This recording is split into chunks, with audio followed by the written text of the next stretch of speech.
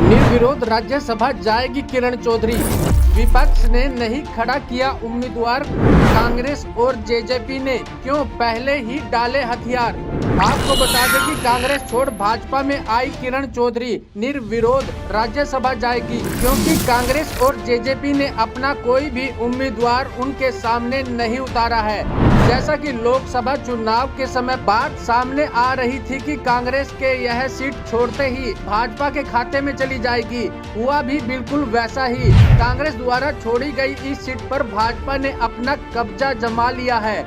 विधानसभा चुनाव से पहले यह भाजपा की बड़ी जीत मानी जा रही है, क्योंकि कांग्रेस समेत किसी भी अन्य दल ने इस सीट पर चुनाव लड़ने की हिम्मत नहीं दिखाई है।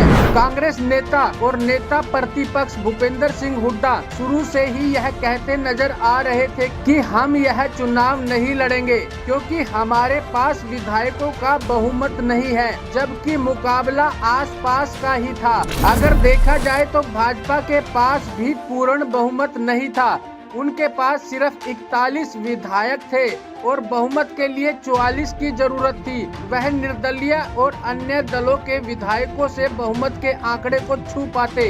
वहीं कांग्रेस के पास भी निर्दलीय और जेजेपी के विधायकों का समर्थन था, और अगर किसी सामाजिक व्यक्ति या खिलाड़ी को यहां से उतारा जाता तो भाजपा का खेल बिगड़ भी सकता था।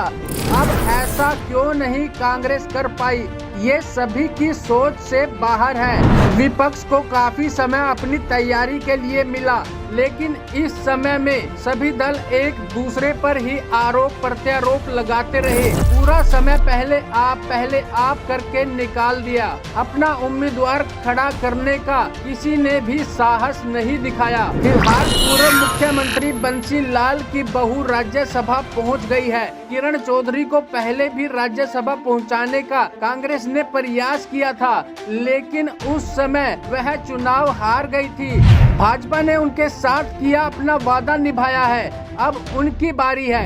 एक बार फिर किरण चौधरी ने भाजपा के साथ रिश्ते को पुराना बताने की बात को दोहराया है। उन्होंने कहा है कि भाजपा के साथ उनके परिवार के पुराने रिश्ते हैं। उन्होंने कहा है कि भाजपा के साथ मिलकर चौधरी बंसी लाल ने सरकार बनाई थी, उस समय पूरा हरियाणा समृद्ध हुआ था। पीएम मोदी और मनोहर लाल की नीतियों से प्रभावित होकर उन्होंने भाजपा ज्वाइन की थी, क्योंकि किरण चौधरी जाट समुदाय से आती है।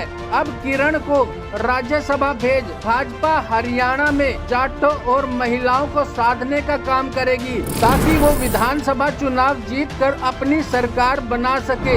वैसे आपको क्या लगता है, क्या कांग्रेस या अन्य किसी दल को अपना उम्मीदवार उतारना चाहिए था? क्या किरण चौधरी को राज्यसभा भेजकर भाजपा को वाकई कोई फायदा होने वाला है? अपनी राय हमें कमेंट बॉक्स में लिखकर जरूर बताएं, और हर खबर की अपडेट के लिए हमारे फेसबुक पेज ITV24 को फॉलो करें और यूट्यूब चैनल को सब्सक्राइब करना ना भूलें।